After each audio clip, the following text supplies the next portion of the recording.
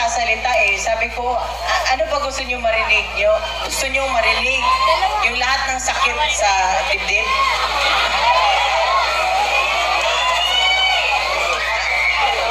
Yung anak ko, baby pa sana, pero napilitan mag-mature.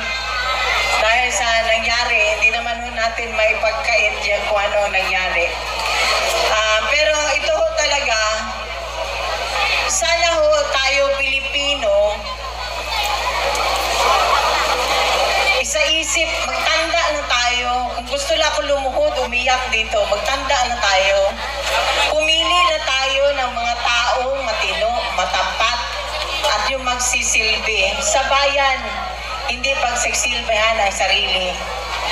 So, nung nasa loob kami, binisita namin ang papa niya, binili niya talaga. Binili niya talaga, uulitin ulit ito ni Veronica, binili niya. Suportahan niyo ang Duterte. Kung hindi, kalimutan niyo na lang daw siya.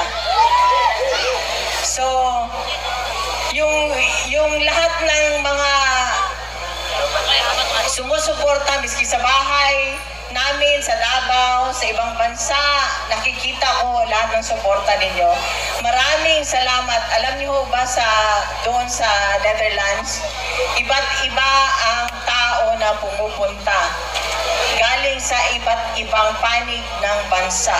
Meron pang taga-Pilipinas na pumunta na nakausap ko. Sabi ko, taga Quezon City sila. Dahil alam mo bakit?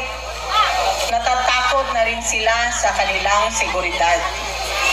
Kung noong una, di ba, mahal ni Pangulong Presidente ang bawat Pilipino, gusto niya maging masaya, safe, ligtas, nakakauwi ng bahay. Walang nangyayaring masama.